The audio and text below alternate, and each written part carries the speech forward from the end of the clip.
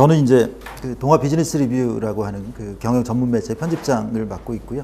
또 한양대에서 아이들을 또 가르치기도 하고 있습니다. 그래서 저널리즘하고 아카데미즘에 이렇게 양다리를 좀 걸치고 있는 그런 그 포지션을 이렇게 구사하고 있는데, 사실은 제 인생도 그렇고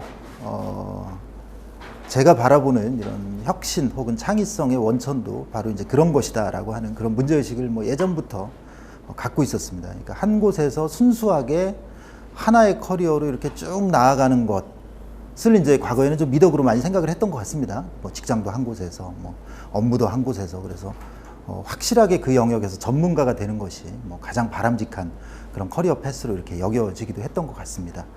그게 이제 뭐 20세기 경영의 그 패러다임이었던 것 같고요.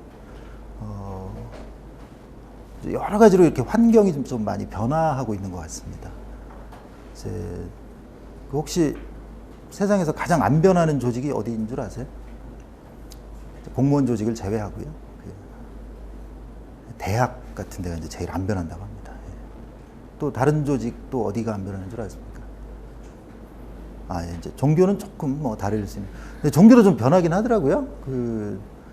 이제 뭐 이건 좀 약간 사담입니다만, 제가 다니고 있는 회사에 한번 이렇게 종교 집단이 이렇게 와가지고 대규모로 한번 시위를 한 적이 한번 있습니다. 그래가지고 뭐 거의 막 업무가 마비될 정도로 이렇게 하루 종일 막 전화로 이렇게 전화 공세도 펴고요. 앞에 이제 뭐 이렇게 하여튼 막 정말 많은 사람들이 몰려와서 한번 그런 적이 있는데, 이제 그 이유는 이제 그 종교 집단이 그 과거에 이제 종말론을 좀 주장을 했었어요. 근데 이제 좀 교세가 커지고 사람이 많아지면서 이제 그걸 바꿨더라고요. 예. 그래서 좀 이제 제도권으로 이렇게, 그러니까 이제 종교 집단도 좀 변하는 것 같아요. 그래서 이제 그렇게 이제 이렇게 제도권에 편입해서 아주 편안하게 그야말로 이제 과거와 다른 그런 모습을 보여주려고 하는데, 이제 제가 다니고 있는 회사의 그 일부 매체에서 이제 그 종교 집단이 과거의 종말론을 주장했다, 그 딱 한 줄 때문에 이제 몇백 분이 오셔가지고 뭐 한번 이렇게 시위를 하신 적도 있습니다. 어쨌든 대학이 좀 안 변하고 또 안 변하는 데가 어디 있을까요? 병원도 안 변한답니다. 예? 예. 군은 이제 좀 퍼블릭 섹터에서 아마 좀 더 그런 것 같고요. 병원도 대표적으로 좀 안 변하는 조직이라고 하고요. 그리고 그 다음으로 안 변하는 조직이 이제 신문사라고 합니다. 제가 다니고 있는 그런 조직입니다. 그래서 세상에서 제일 안 변하는 조직은 그 대학병원에서 발행하는 신문은 절대 안 변한답니다. 근데 제가 다니고 있는 이 신문사에서는 신문사의 이렇게 역사를 보면요. 한 1930년대부터 이제 그 저널리즘이라고 하는 그 어떤 체제가 마련이 됐습니다. 그래서 뭐 팩트를 중심으로 보도하고 뭐 이런 식의 그 시스템이 마련이 됐는데, 사실은 1930년대 이후부터 지금까지 뭐 크게 구조적으로 그렇게 뭐가 이렇게 달라진 건 별로 없습니다. 그 정도로 이제 이렇게 안 변하신 분들이 많은데, 근데 요즘에는 확실히 심지어는 그런 분위기에서 무려 한 1930년이니까 한 80년간 안 변해왔던 조직에서 이렇게 과거와 비슷한 일을 해오셨던 분들, 그래서 변화를 좀 싫어하시는 분들도 저한테 와서 야, 요즘에 뭐 노키아가 망했다며? 뭐 이런 얘기를 하시더라고요. 그러니까 뭔가 이게 세상이 옛날하고 다르다, 이런 그 심각한 어떤 문제의식을 가지고 계신 것 같아요. 내 애들한테는 뭐라고 얘기를 해야 되냐? 뭐 이런 고민들을 이제 말씀하시는 분들이 계시더라고요. 그 정도로 이제 가장 그야말로 안 변하는 조직에서도 변화의 바람이 이렇게 일고 있는 것 같습니다. 그래서 이게 이제 2004년에 나온 더 뉴 디비전 오브 레이버 신노동분업이라고 하는 책에 나온 내용입니다. 이제 미래에 대한 그런 예측을 담은 그런 미래 예측서입니다. 이제 거기 중에서 아주 재밌는 얘기가 나옵니다. 챕터 2에 Why People Still Matter. 왜 사람은 여전히 중요한가? 뭐 이런 챕터 안에 보면 아무리 기술이 발전하고 세상이 뒤집어져도 자동차 운전은 사람이 할 수밖에 없다, 이런 얘기가 나옵니다. 그래서 예를 들면 교통이 복잡한 상황에서 운전하는 것은 자동화할 수 없다. 기본적으로 이제 우리가 다니는 이런 길에서 상황입니다. 뭐 이렇게 정해진 트랙에서 이렇게 운전하는 건 뭐 자동화가 될 수 있을 것입니다. 그래서 뭐 예를 들면 큰 무슨 테마파크 같은 데서 이렇게 자동차가 이렇게 다니는 정해진 코스를 따라서 하는 거는 뭐 자동화가 될지 모르겠지만, 우리가 다니고 있는 이런 길에서 운전하는 거는 자동화할 수 없다. 충분히 그럴 만한 이유가 있습니다. 트럭 운전수는 주변 환경이 끝없이 제시하는 수많은 정보를 처리해야 되는 거죠. 예. 언제 어디서 누가 튀어나올지 모르는 겁니다. 좌회전 우회전 한 번만 하려고 해도 너무나 많은 정보들을 이렇게 처리를 해야 됩니다. 돌발 사태가 뭐 계속 일어날 수 있죠. 이런 행동을 프로그램화하려면 비디오 카메라와 각종 센서를 활용해 그 감각 정보를 포착해야 한다. 하지만 차들이 오고 가는 상황에서 좌회전을 실행하는 데는 너무나 많은 요인들이 포함이 되어 있기 때문에 운전수 행동을 복제할 수 있는 규칙을 절대로 발견할 수 없을 것이다. 네. 굉장히 설득력 있죠? 네. 2004년 얘기입니다. 네. 그 미래 예측에 대해서 대단히 아주 훌륭한 그런 정말 많은 지식과 뭐 공부도 열심히 하고 이런 분들이 이제 이런 예측을 하셨습니다. 예. 굉장히 설득력 있죠? 20만 마일을 성공적으로 주행했을 뿐만 아니라 뭐 딱 한 번 사고는 있었답니다. 예. 신호 대기를 하고 있는데 뒤에서 와서 누가 박았답니다. 우리나라에서도 뒤에서 와서 박는 건 100% 뒤처가실입니다. 예. 그건 뭐 구글이 잘못한 게 아닙니다. 이 사건이 보여주는 그런 상징적인 의미가 있습니다. 이제 과거의 경쟁 환경하고 지금의 경쟁 환경하고는 이제 본질적으로 다르다 하는 것을 보여주는 그런 아주 좋은 사례라고 생각합니다. 그 구글 같은 회사는 뭐 하는 회사라고 봐야 되나요? 뭐 전통적으로 우리가 생각하고 있던 그런 업종 구분의 관점에서 보면 뭐 인터넷 검색 회사다. 뭐 이렇게 뭐 생각들을 하고 계시죠. 근데 구글의 서비스는 이미 요 단계까지 와 있습니다. 그리고 이제 좀 있으면 구글 폰도 나오고요. 예. 구글 TV도 나올 겁니다. 예. 그리고 이제 무인 자동차 같은 이런 자동차를 만들어내고 있습니다. 그야말로 이제 경계가 없어지는 겁니다. 예. 산업의 경계는 뭐 이미 더 이상 의미가 없습니다. 예를 들면 지금 이제 지금의 자동차의 패러다임은 뭐 동력, 안전 이런 게 이제 가장 중요한 경쟁 우위를 좌우하는 그런 요소라고 여겨지고 있습니다. 그런데 이렇게 혁신적인 기업들은 전혀 거기에다가 새로운 가치를 부여합니다. 그래서 업을 재정의합니다. 동력과 안전은 다른 데서 얼마든지 사올 수 있는 게 되죠. 요즘에 자동차들이 워낙 많고 또 워낙 모듈화가 되기 때문에 뭐 그렇게 사오는 거 어렵지 않습니다. 거기에다가 예를 들면 구글은 알고 봤더니 정보 처리와 관련해서는 기가 막힌 회사였던 겁니다. 그죠? 전 세계에 있는 그 어마어마한 데이터를, 방대한 데이터를 순식간에 처리해서 원하는 정보를 이렇게 탁탁 알려주는데 뭐 최고의 그 경쟁력을 갖고 있는 회사죠. 결국은 자기 경쟁력을 그냥 다른 데다가 간단하게 이식시켜 버렸던 겁니다. 나중에 자동차 업체들의 가장 큰 경쟁자는 구글이 될 수도 있는 것이죠. 지금 이제 예를 들면 애플 같은 회사의 제일 큰 경쟁력은 뭘까요? 애플도 이제 원래 컴퓨터 만드는 회사였지만 요즘에 휴대폰 만들고 있죠. 좀 있으면 이제 테레비 만들 거고요. 애플의 가장 핵심적인 경쟁력은 뭐 이제 사용자 경험을 관리하는 거죠. 기가 막히게 예를 들면 아이폰은 이렇게 그립 이렇게 쥐어봤을 때 삼성하고 좀 다릅니다. 그야말로 이 오감으로 느껴지는 사용자 경험, 그 다음에 편리하게 사용할 수 있게 만들어주는 사용자 인터페이스와 관련해서는 세계에서 최고의 경쟁력을 갖고 있는 회사죠. 만약에 그 경쟁력을 구글처럼 아마 자동차에 입힐 수도 있을 겁니다. 그러면 아이카가 나오겠죠. 얼마든지 가능한 시나리오입니다. 그야말로 경계가 없습니다. 그리고 급변합니다. 상황이 앞으로 어떻게 될지 예측하기 힘든 그런 경쟁 환경이 계속 펼쳐지고 있습니다. 업종에 따라서 약간 다릅니다. 업종에 따라서 약간 다른데 이런 정말 이제 첨단 IT 업종, 그다음에 이제 심지어는 자동차 분야는 되게 스테이블할 것 같지만 이제 이런 변화에 벌써 직면해 있고요. 가장 안정적이라고 생각되는 업종 중에 하나가 아마 정유 산업일 겁니다.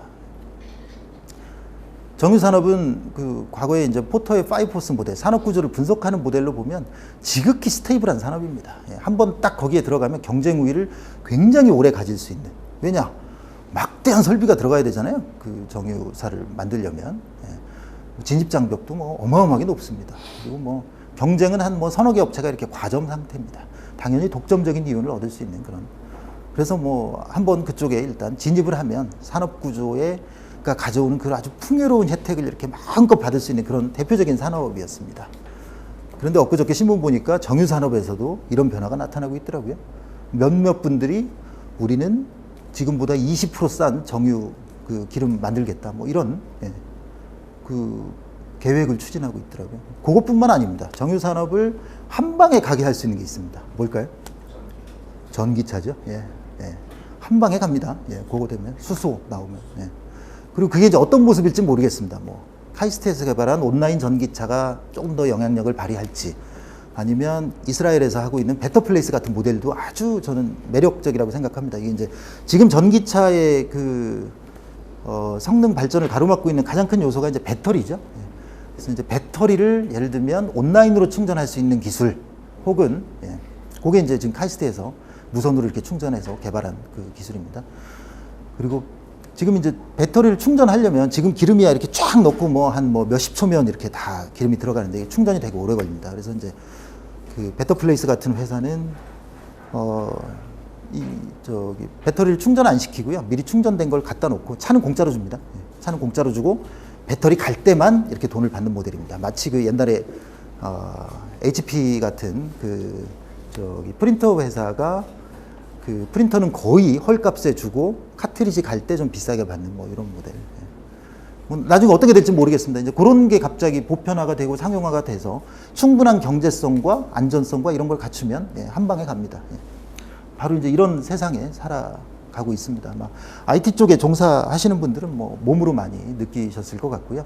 상대적으로 스테이블하게 여겨졌던, 제가 아까 말씀드렸던 한 80년간 똑같은 일을 해왔던 신문사도 요즘에 그런 심각한 위기의식을 느끼고 있는 그런 상황입니다.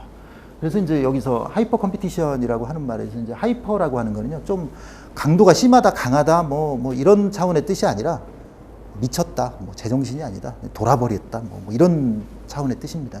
경쟁의 강도가 이전하고 완전히 달라졌다는 겁니다.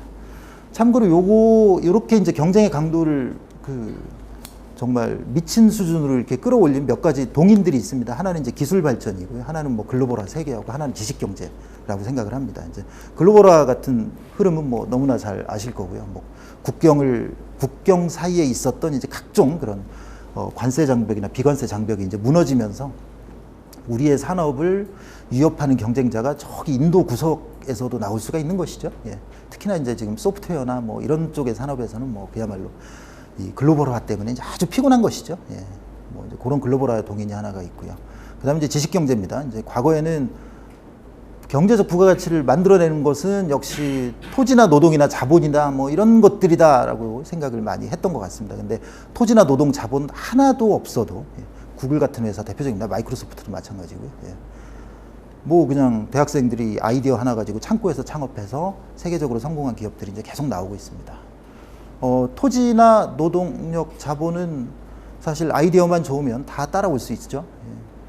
뭐 요즘에는 그런 이렇게 금융 제도 장치들이 잘 돼 있어서 전혀 중요하지 않은 요소가 돼버렸습니다. 이제 그거를 누가 소유하고 있느냐 보다 어떤 아이디어를 갖고 있느냐. 그러니까 이제 그런 게 없는 그 수많은 사람들이 사실은 경제적 부가가치를 창출하는 주역으로 떠오를 수 있는 그런 환경이 또 조성이 됐습니다. 그리고 마지막으로 기술 발전의 속도도 이제 과거와 비교할 수 없이 빨라지고 있습니다. 이런 이제 구글의 무인 자동차 같은 게 나올 수 있었던 것도 이제 놀라운 기술 발전의 속도입니다. 저도 이제 박사학위 논문을 쓸 때 제 지도 교수님들은 그 거대한 컴퓨터로 이렇게 리그레션 이렇게 막 그 복잡한 통계를 돌리는데 이렇게 드르륵 하면서 이렇게 한 20분, 30분 이렇게 기다려야 됐다고 합니다. 그 통계 결과가 나올 때까지. 저는 논문 쓸 때 이게 노트북으로 뭐 그렇게 지금으로 보면 벌써 몇 년 전이니까 그렇게 성능이 좋지 않았지만 당시만 해도 뭐 저는 깜짝깜짝 놀랐습니다. 그냥 이렇게 탁 집어넣고 탁 엔터 누르면 뭐 1, 2초 만에 결과가 바로 나옵니다. 저보다 이제 제 지도 교수님보다 위에 계셨던 분들은 보니까 이렇게 직접 손으로 이렇게 다 리그레션 하셨다고 그러시더라고요. 아마 그 시절이었으면 저는 아마 하기도 못했을 것 같습니다. 근데 이제 기술 발전의 속도가 이게 왜 이렇게 빨라졌느냐, 이게 이제 이거를 잘 비유하는 그런 일화가 하나 있습니다. 이게 이제 옛날에 뭐 혹시 들어보셨는지 모르겠지만 체스를 개발한 사람이 체스를 너무너무 재밌는 게임을 개발해갖고 그 나라 왕이 이렇게 불렀답니다. 예, 그래갖고 너한테 네가 원하는 거 뭐든지 다 해주겠다 이렇게 얘기를 했답니다. 그 사람이 그러면요, 간단하게 여기 이제 체스판이 이렇게 있으면 여기 이렇게 돼 있죠, 이게죠? 예. 제가 좀 그림을 잘 못 그립니다. 그래서 이쪽이 8개고 이쪽이 8개입니다. 예. 그렇죠? 예. 여기다가 쌀 한 알 놓고요. 그다음에 여기다가 2알 놓고 여기다가 4알 놓고, 예. 이렇게 이제 2배씩 커지게 해서 64번째 칸에 쌓이는 거 요거 좀 달라 이렇게 얘기를 한 겁니다. 그래갖고 왕이 그까짓 건 뭐 껌이네 이러면서 이렇게 해줘 딱 이런 겁니다. 근데 이게 쭉 계산을 하다가 보니까 왕이 나중에 무지하게 열받았다고 하더라고요. 그래갖고 걔 죽었대요. 네가 나를 능멸했다 뭐 이래가지고 이게 이제 여기서 이렇게 한 뭐 32번째 칸 한 중간쯤이 64개의 한 요 중간쯤이 이제 32번째 칸인데 요때쯤까지는 그래도 꽤 넓은 땅에서 자라는 벼로 이렇게 다 이렇게 주면 될 정도의 그 정도 분량이었다고 합니다. 요게 이제 그 수학 잘하시는 분 맞나요? 2의 64승의 마이너스 1 요 숫자가 된답니다. 나중에 여기까지 가면. 근데 여기까지는 그래도 좀 볼만한, 뭐, 그래, 내가 왕인데 저 정도는 해줄 수 있어. 근데 요 다음부터는 이제 한 칸씩 옮길 때마다 상상할 수 없는 만큼 이제 분량이 퍽퍽퍽퍽 커지는 겁니다. 나중에 여기쯤 되면 전 세계에서 생산되는 쌀을 다 모아도 안 되는 수준이 됩니다. 당연히 뭐 죽었겠죠. 근데 이제 IT 기술에 여러분들 잘 아시죠? 무어의 법칙. 1년 6개월, 18개월마다 마이크로 프로세서의 성능이 2배가 된다. 근데 이제 이 IT 인더스트리가 처음 등장한 게 50년대 후반이라고 합니다. 그래서 18개월로 쳐서 마이크로 프로세서의 칩이 2배가 되는 게 32배가 되는 시점이 2006년이랍니다. 아까 요 아저씨들 있잖아요. 저 신노동분업 쓰신 분들은 이제 2004년까지의 관찰을 결과로 해서 이제 쓰신 거죠. 2006년부터 그러니까 요때까지의 기술 발전은 그래도 감당할 만한 수준이었던 겁니다. 우리가 봐도 충분히 이해할 수도 있고 뭐 캐치업할 수도 있고 그러니까 왕의 입장에서 봐도 뭐 저 정도야 뭐 내가 할 수 있지 뭐 이런 게 되는 겁니다. 근데 2006년 이후부터는 감당할 수 없는 수준이 이제 매년 반복되는 거죠. 2006년 이후부터 18개월씩의 변화는 그야말로 어마어마한 변화가 나타나는 겁니다. 기술 발전의 속도가 과거와는 상상할 수 없는 그런 속도로 이렇게 진화하고 있습니다. 근데 이제 문제는 그 세 가지 변화, 기술 발전, 글로벌화, 지식 경제, 요게 한꺼번에 뭉쳐서 일어나니까 이게 복잡해지는 겁니다. 그 중에 이제 하나만 터졌어도 그래도 좀 어떻게, 예를 들면 기술 발전만 좀 본다든지, 뭐 글로벌화만 본다든지, 뭐 이랬으면 좋았을 텐데, 요게 이제 세 가지가 한꺼번에 뭉쳐서 일어나니까 예를 들면 노키아 같은 강력한 회사가 한순간에 푹 하고 이렇게 주저앉는 그런 일이 우리 일상에서 이제 벌어지고 있습니다. 그러다 보니까 이제 우리가 과거에 생각했던 그리고 우리가 옛날에 배웠던 경영학 이론들은 이제 다시 써야 되는 그런 시점이 된 것 같습니다. 그래서 이제 요 작업도 지금 저도 열심히 하고 있습니다. 그래서 이제 새롭게 경영학 이론 중에서 다시 우리가 봐야 될 거, 혹은 재해석해야 될 거. 왜냐하면 대부분의 경영학 이론들은 1900년대에 많이 만들어졌죠. 요 한참 이전입니다. 요때만 해도 감당할 수 있고 스테이블한 상황이었습니다. 그때 만들어진 경영학 이론의 틀로 지금의 시대를 살아가면 되게 잘못될 수 있다. 그리고 오히려 그것 때문에 망할 수 있다. 이런 우려감이 이제 커지고 있는 것 같습니다. 그래서 이제 대표적인 게 이제 하드워킹의 신화입니다. 제가 다니고 있는 회사에도 하드워킹 하시는 분들이 정말 많습니다. 이제 특히 나이 드신 분들일수록 집에 잘 안 들어가십니다. 뭐 특별히 일이 없어도 그냥 회사에 계속 남아 계시고요. 뭐 토요일도 나오시고 일요일도 나오십니다. 그냥 회사가 더 편하답니다. 이게 이제 하드워킹을 쭉 하셨던 분들은 이게 훨씬 더 편합니다. 근데 보십시오.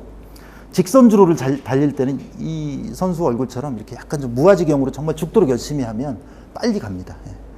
정말로 이제 그 앞을 내다보고 아무 생각 없이 막 열심히 달리면 됩니다. 그런데 곡선주로를 달릴 때 이렇게 달리면 자빠집니다. 이 좀 표정들이 좀 얍삽해 보이죠? 이게 그 무아지경으로 막 미친 듯이 달리는 게 아니라 여기서는 변화하는 거죠.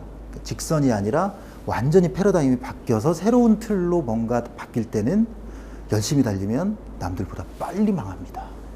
그래가지고 최근에 망한 회사들 많잖아요. 코닥, 노키아 이런 회사를 보면요. 정말 직원들 열심히 일했습니다. 회사가 어려워지니까 더 열심히 일했습니다. 그리고 노키아가 망했던 시절에 CEO 하신 분 인터뷰한 내용 보니까 우리 때는 정말 열심히 일했어.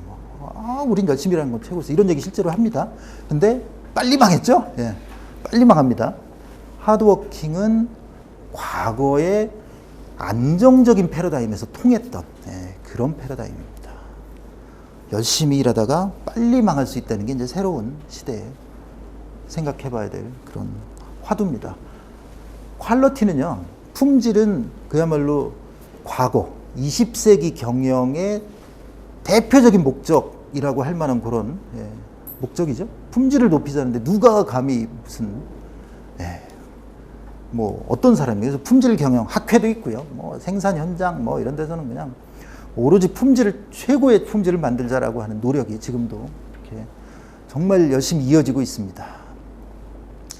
품질도 새로운 해석이 필요합니다. 이제 퀄리티 트랩이란 말을 썼습니다. 지금같이 빨리 변화하는 시절에 품질에 대한 집착을 하다가 오히려 망할 수도 있습니다. 이제 어떤 사례냐면 이렇게 이제 퀄리티 릴라이빌리티가 되게 높은 기업들이 있습니다. 이제 ISO 인증을 받은 기업들이 이제 대표적인 그런 기업들입니다. ISO 품질 인증, 이렇게 ISO에 막 전문가들이 가가지고 얘네는 품질 컨트롤 정말 잘한다 이래가지고 이제 인증을 딱 찍어주는 거죠. 과거에는 이제 굉장히 영예롭고 막 이런 거였습니다. 근데 한 학자가 이런 문제의식을 가졌습니다. ISO 인증을 받은 기업하고 이게 이제 혁신에는 두 가지가 있습니다. 이제 이렇게 그 인크리멘탈한 이노베이션이 있고요. 레디컬한 이노베이션이 있죠. 요거하고 좀 뭔가 좀 다를 것 같은데 해갖고 이제 쫙 한번 이렇게 데이터를 수집을 해서 한번 분석을 해봤습니다. 해봤더니 ISO 인증을 갖고 있는 기업은 역시 인크리멘탈한 거는 되게 잘했습니다. 조금씩 개선은 뭐 정말 잘했겠죠. 품질을 열심히 이렇게 개선시키니까. 근데 그런 기업들은 거의 대부분이 레디컬한 이노베이션을 잘 못했던 겁니다. 그야말로 틀을 깨는 상품, 아까 말했던 마켓의 바운더리를 막 리디파인 해갖고 막 완전히 새롭게 내는 상품, 이런 거 잘 못하는 겁니다. 퀄리티가 트레이드 오프가 있다는 겁니다. 퀄리티를 정말 잘하는 기업, 예를 들면 그래서 이제 그 삼성 같은 회사에서는 절대로 아이폰에서 나오는 데스 그립 문제 같은 건 절대로 안 나옵니다. 그쪽에 계신 분들도 그런 얘기를 많이 하시더라고요. 우리 자체 내에서 이제 품질 안전 관리 뭐 이런 절차들이 쫙 있기 때문에 절대로 그런 문제는 안 나온다고 합니다. 그 대신 이제 뭐 패러다임 못 깨고 있죠. 이제 남들이 깨준 거 덕분에 이제 열심히 따라가서 이렇게 간신히 살아났습니다만 어쨌든 그런 트레이드 오프가 있습니다. 품질 때문에 망한 기업들이 일본에 되게 많습니다. 역시 이제 품질의 대명사는 일본이죠. 여전히 부품이나 소재 쪽은 품질이 중요한 그 업종입니다. 비교적 이 속도가 좀 느리기 때문에. 그래서 이제 그쪽에서는 여전히 뭐 품질을 잘 강조해서 잘 나가고 있는데 요즘에 이제 IT 쪽에서는 이 품질 때문에 오히려 더 망한 사례가 되게 많습니다. 그 D램 같은 것도 사실 일본이 한때 세계 시장을 완전히 장악했는데 망했던 가장 큰 이유가 품질에 대한 집착 때문이었습니다. 이게 이제 과거 메인프레임 시절에 안정성 품질이라는 게 가장 중시가 됐었죠. 기업에서 사용하는 그 메인프레임 납품할 때 뭐 당신의 D램이 얼마나 안전하고 내구성이 뭐 품질이 뛰어난지 뭐 이런 거에 대해서 아주 가장 그 구매의 그 핵심 원천이 됐었습니다. 근데 갑자기 환경이 바뀌면 PC 시대가 도래를 한 겁니다. 여기서는 일본 업체들이 추구하는 그 정도의 품질과 안정성에 대해서는 그다지 관심이 없습니다. 오히려 더 빠른 속도로 더 빨리 처리할 수 있는 제품을 조금 부실하더라도 빨리 내놓는 업체가 더 성공했습니다. 삼성이 그런 걸 정말 잘한 거죠. 삼성 그래서 가장 앞서서 이렇게 신제품을 계속 출시하는 전략으로 이렇게 나갔고요. 그래서 D램 시장은 완전히 삼성으로 넘어오는. 그래서 이제 퀄리티라고 하는 게 이렇게 빠른 환경에서는 오히려 그래서 애플 같은 회사도 오작동률이 뭐 5%, 15%, 뭐 15% 미만이면 그냥 출시합니다. 그리고 애플 써보신 분 알지만 뭐 품질이 그렇게 좋은 건 아닙니다. 그리고 뭐 서비스도 별로고요. 근데 고객들은 열광하죠. 이제 품질은 오히려 덫이 될 수도 있습니다. 이렇게 이제 급변하는 환경에서. 아직까지도 품질이 중요한 분야도 물론 있습니다. 이제 자동차 같은 분야, 뭐 이런 분야에서는 중요하지만 근데 이제 자동차도 문제입니다. 이 품질만 강조하다가 아까 말씀드렸던 그런 패러다임이 바뀌었을 때 또 확 뒤로 밀릴 수 있습니다. 그래서 이제 지금 그래서 이제 아주 경영자들이 이제 그 좀 짜증나는 현실이 이제 이런 겁니다. 이렇게 이제 품질도 좀 적절히 잘 챙겨야 되지만 그런 변화의 속도에 대응하는 그래서 이제 양손잡이 조직 뭐 이런 얘기를 합니다. 그래서 한쪽에서는 기존 사업의 품질 같은 거를 좀 잘 챙기면서 기존 사업에서 이익을 좀 잘 내는 그런 조직도 필요하지만 창의성이라든지 뭐 이런 걸 무기로 해서 뭐 전혀 엉뚱한 상상하고 뭐 품질 신경 안 쓰고 뭐 그냥 한번 저질러 보는 뭐 이런 쪽의 일도 같이 해야 된다. 그래서 이제 양손잡이 조직이 필요하다. 이런 논의가 지금 활성화되고 있습니다. 그다음에 이제 뭐 과거의 경영을 가장 잘 설명하는 그리고 뭐 한때 이 경영자들이 열광했던 개념 중에 하나가 이제 코어 컴피턴스입니다. 그 핵심 경쟁력. 그 핵심 경쟁력을 잘 갖추면 성공할 수 있다. 그래서 뭐 대표적으로 혼다 같은 회사는 뭐 소형 모터 제조를 엄청 잘해갖고 그걸 토대로 해서 그 핵심 역량을 토대로 해서 자동차도 만들고 잔디깎기도 만들고 소형 비행기도 만들고 소형 오토바이도 만들고 뭐 그래서 뭐 시장을 잡았다. 이제 이런 얘기입니다. 근데 요 이제 코어 컴피턴스는 뭐 그 잘 아시다시피 게리 하멜이 이제 주장을 해서 아주 뭐 그 사람을 굉장히 부자로 만든 그런 개념인데 시간당 한 5만 불 정도 이렇게 강연료도 받을 정도로 아주 세계적으로 유명한 경영 석학을 만들어준 개념입니다. 근데 이제 요 개념이 나오고 얼마 안 되고 나서 이제 사실은 요 하버드대 교수 중에 한 분이 이제 요런 컨셉으로 해서 그 학술지에 발표를 했습니다. 이제 요분은 대중적으로 이제 책을 펴내가지고 이제 큰 인기를 모았고 요분은 그냥 죽도록 이렇게 학술 연구만 해갖고 거의 알려지지 않은 개념입니다. 근데 이제 그 양반의 그 핵심 관심은 뭐냐면 코어 컴피턴스는 코어 리지더티의 동전의 양면이다 이겁니다. 그러니까 어떤 분야에서 뭘 잘한다 하는 얘기는 다른 분야에서 돌이켜보면 그 반대로 오히려 성공의 걸림돌이 될 수 있다는 얘기입니다. 예를 들면 이제 삼성 같은 회사는 되게 이렇게 전자라든지 이렇게 이런 경박단소 이런 분야에서 되게 잘하죠. 현대 같은 경우에는 예를 들면 중후장대한 산업에서 잘하죠. 근데 현대가 전자로 넘어오니까 잘 안 되죠, 뭐가. 삼성도 조금 큰 데로 가볼까 해갖고 자동차인데 망했습니다. 이게 좀 잘 안 되는 겁니다. 기업들이 갖고 있는 이제 코어 컴피턴스, 핵심 경쟁력, 핵심 역량 이런 부분들이 거기에서는 통하는데 다른 인더스트리에 가면 그게 이제 걸림돌이 되는 겁니다. 예를 들면 이제 마케팅하고 기술 개발이 있다면 마케팅을 정말 잘하는 조직에서는 기술 개발 부서가 좀 이렇게 약간 천대를 받습니다. 아마 비슷한 경험들을 많이 해보셨을 겁니다. 근데 보니까요, 이처럼 이제 환경이 이렇게 아까 말씀드렸던 대로 빨리 변화하는 시절에는 보니까 핵심 역량이 핵심 경쟁력이 되는 시절이 그 사례가 이제 되게 많이 나옵니다. 혹시 LG전자에서 오신 분 계세요? 없으신가요? 네. 뭐 LG전자 같은 경우는 왜 이렇게 좀 지금 그 LG전자 고민이 좀 많이 깊어지고 있습니다. 이렇게 환경이 좀 확 변했는데 좀 이렇게 적극적으로 좀 따라가지를 못해서. 근데 그 왜 그런가 이렇게 저는 거기에서 원인을 분석합니다. LG전자가 피처폰 시절에 기가 막히게 훌륭한 디자인의 제품들로 어마어마하게 큰 성공을 거뒀습니다. 기억나실 겁니다. 초콜릿폰, 뭐 샤인폰, 뭐 전 세계 시장에서 핵심 경쟁력이 이제 된 겁니다. 예. 그래서 이제 LG전자는 계속 그쪽으로 투자를 했고 경영진들도 그쪽 마인드에 가 있었던 겁니다. 근데 이제 갑자기 어느 순간 확 이게 스마트폰으로 이제 바뀌었는데 그 경영자들 입장에서는 그 뭐야 이렇게 되는 거죠. 안 예쁘네부터 나왔습니다. 예쁘지 않잖아요, 사실 스마트폰은. 당연히 대응 속도가 느릴 수밖에 없었던 거죠. 근데 이제 지금의 상황은 뭐냐면 이렇게 조금 느리면 이게 수명주기가 워낙 짧아서 그 시장이 이제 확 지나가 버릴 수도 있는 겁니다. 그러다 보니까 이제 뭐 사실 노키아도 마찬가지입니다. 노키아도 이제 우리가 지금 익히 알고 있는 스마트폰의 대부분의 기능들은 노키아가 제일 먼저 개발했죠. 뭐 터치 스크린 뭐 이런 기능 다 워낙 그 정말 이 막대한 자원을 갖고 있는 회사여서 우리가 상상할 수 있는 거의 모든 기술에 대한 지금 이제 그래서 회사가 지금 망가지니까 이제 특허 팔아서 이렇게 옛날에 이제 열심히 개발했던 특허 팔아서 먹고 살고 있습니다.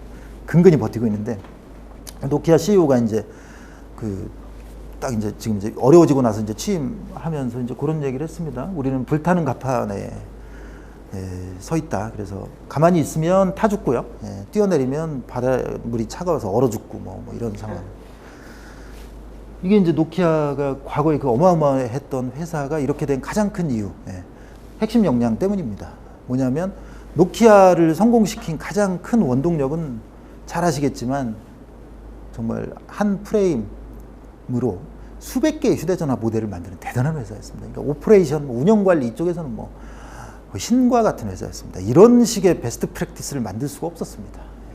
어느 누구도 그 경쟁력을 따라갈 수가 없었습니다.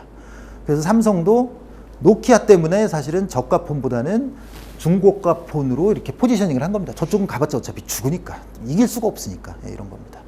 이런 노키아는 뭐 그래서 이제 한때 피처폰 시절에 이제 전 세계를 장악을 했죠. 굉장히 오래 장악을 했습니다. 근데 딱 스마트폰으로 세대가 바뀌니까 거기에 적응을 못하는 겁니다.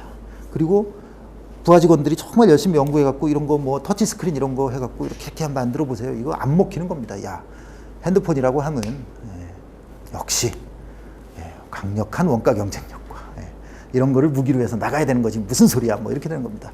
다 이제 그런 아이들은 다 잘렸죠. 예. 그래서 사실은 조금 더 이렇게 미래를 내다보고 가장 앞서갈 수 있는 그런 역량과 조건들을 갖추고 있었던 기업이었지만 가장 먼저 추락하고 말았습니다. 그다음에 이제 이건 기술력입니다. 이제 우리나라의 중소기업들 보면 이게 기술이 생명이다. 대기업도 마찬가지입니다. 기술 개발을 하는 것이 최고의 미덕으로 이렇게 여겨지고 있는 것 같습니다. 그래서 국가에서도 이제 정말 굉장히 헤비한 돈을 투자해서 이렇게 기술 개발에 투자를 하고 있습니다. 근데 이 기술력을 갖자고 하는 거에 또 무슨 누가 감히 뭐라고 얘기할 수 있을까 싶지만 이게 이제 또 재밌는 연구 결과가 있습니다. 이제 기업의 활동은 크게 이제 두 가지로 나눌 수가 있습니다. 하나는 기존 자원을 갖고 이렇게 잘 활용하는 겁니다. 익스플로이테이션이라고 해서 이제 이용하는 겁니다. 우리가 갖고 있는 자원을 잘 이용해서 노키아가 이렇게 굉장히 저가의 휴대폰을 만들 수 있는 기술을 활용해서 보다 더 개선된 이런 휴대폰을 만들고 이런 게 이제 익스플로이테이션이 될 겁니다.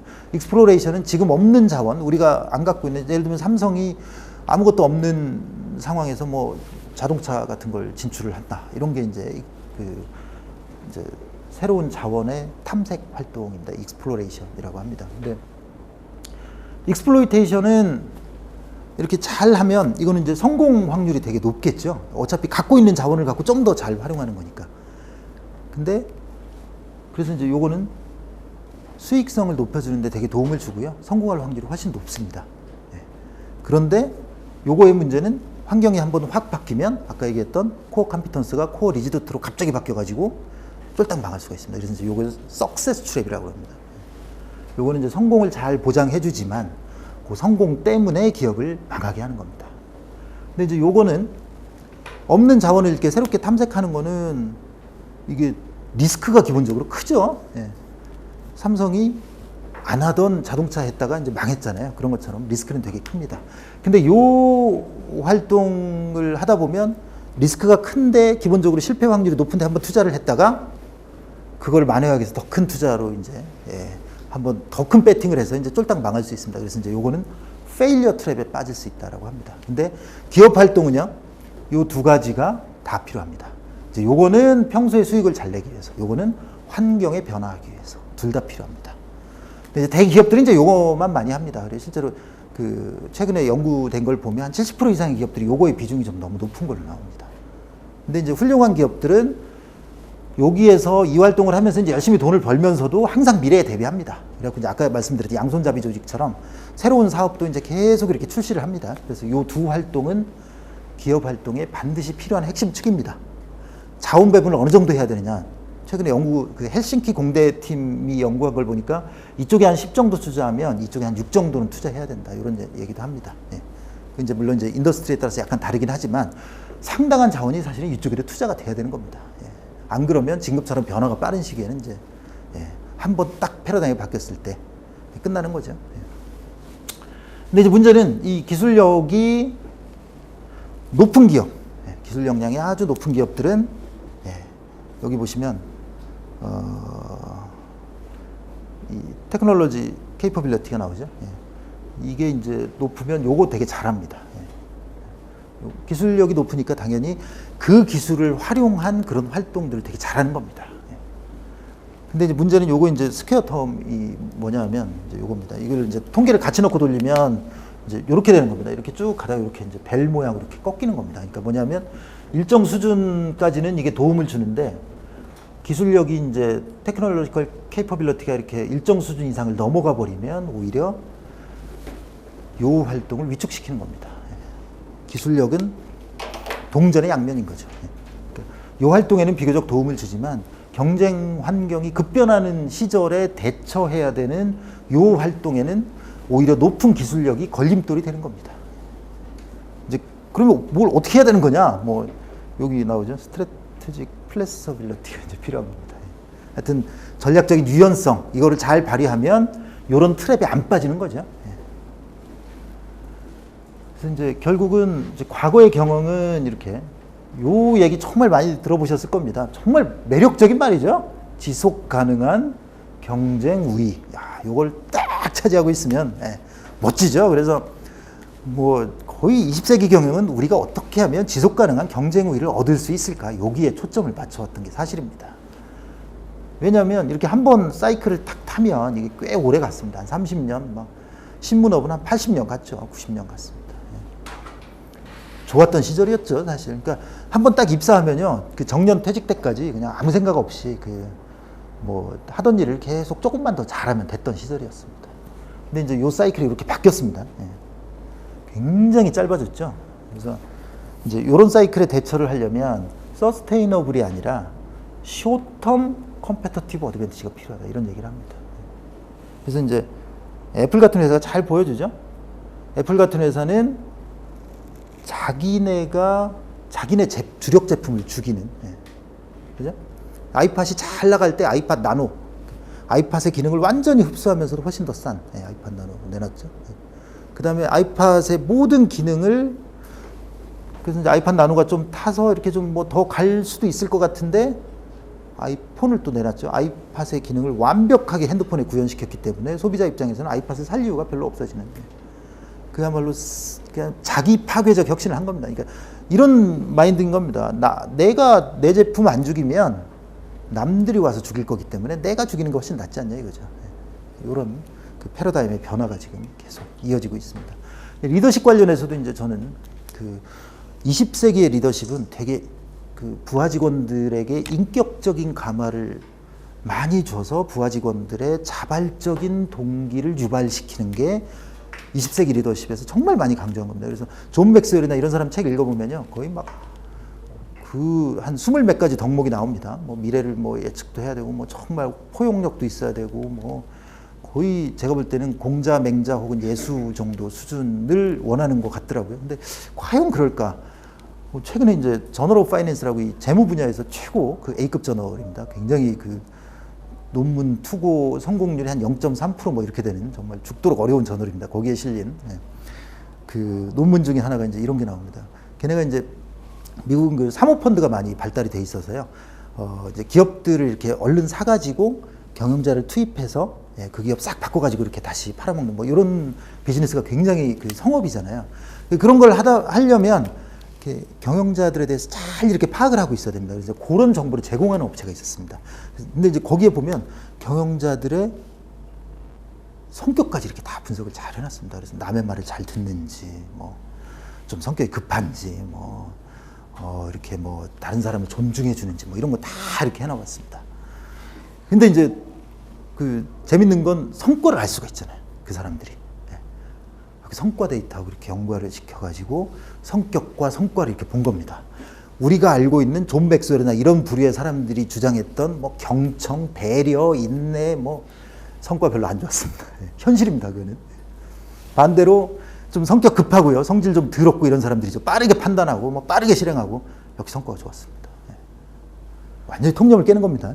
우리가 알고 있는 레벨 5 리더라고 이제 옛날에 굿투 그레이트 했던 분 있잖아요. 그 전에 이렇게 다 주장하셨던 분들은 뭐냐면 내가 몇 사람 만나봤더니 이렇더라였습니다, 사실은. 그래갖고 이제 굿투 그레이트 쓴 그분도 뭐 어마어마하게 전 세계에 책을 팔았죠. 딱 샘플 한 뭐 10개 정도 이렇게 해갖고 한 10개 회사, 아주 정말 탁월한 10개 회사 만나봤더니 정말 레벨 5더라. 뭐냐면 정말 인격적으로 아주 훌륭하시고, 뭐 말도 잘 안 하고 내향적이고, 뭐 정말 막 부처 예수 같은 그런 사람이더라고요. 이런 얘기를 했습니다. 이거 아닙니다. 근데 현실은. 저는 이제 요 모델을 참 좋아합니다. 리더십 트랜지션. 우리 이제 연세대학교 이제 정동일 교수님이 주장하시는. 그분은 또 원래 인문학 전공하신 분인데 사실 리더십 분야에서는 정말 세계적으로 아주 탁월한 업적을 내고 계신 권위자십니다. 이제 그분이 무슨 얘기를 했냐면, 사실은 직급이 낮으면 긍정적 영향을 통한 자발적 추종은 이겁니다. 이건 뭐냐면 정말로 이제 내 인품이 아주 훌륭해서, 혹은 뭐 내가 정말로 다른 사람 말을 잘 들어주고 정말 인격적으로 훌륭해서 부하들이 자발적으로 추종하게 만드는 능력이 정말 중요하다. 직급이 낮으면. 근데 직급이 올라가면 이게 설령 거의 빵이어도 괜찮다. 정말 잡스처럼 성격이 아주 더럽고 부하 직원들이 얘기한 거 공 가로채고 뭐 인격적 모욕하고 이래도 상관없는 겁니다. 뭐만 잘하면 되냐? 방향 설정과 효과적 실행만 잘하면 된다 이겁니다. 이제 여러분들이 이쯤에 와 계시면 적당히 필요합니다. 이것도. 여기서 되게 욕먹으면 잘 못 올라가기 때문에 이게 좀 필요하십니다. 예. 그런데 여기가 되면 완전히 이제 바꾸셔야 되는 겁니다. 내가 부하 직원들한테 뭐 칭찬받고 부하 직원들에게 인격적으로 감화를 시켜주겠다. 이거 아닙니다. 예. 오로지 여기에 모든 역량과 혼신의 힘을 다 쏟아도 사실은 자칫 잘못하면 방향 설정 잘못하면 한순간에 기업 쫄딱 망합니다. 이제 요즘에. 이게 이제 변화된 환경 때문에 이제 요 모델이 더 저는 타당하다고 보는 겁니다. 과거에는 역시 리더십은 이거야. 예. 지금 막 리더십 책들 다 이런 쪽입니다. 보시면. 예. 근데 현실에서는 그리고 이제 최근에 나온 정말 가장 그 핫한 그 연구 결과도 요게 맞는다는 걸 지금 잘 보여주고 있습니다. 그러니까 우리가 생각했던 과거에 이제 그런 패러다임들이 뭐 워낙 많이 바뀌고 있는 것이죠. 저는 이제 전략을 전공을 했습니다. 뭐 잘 아시죠? 포터 교수가 얘기한 뭐 이런 게 이제 전략의 초기에는 이제 다라고 생각했는데 원래 전략은 없었습니다. 예.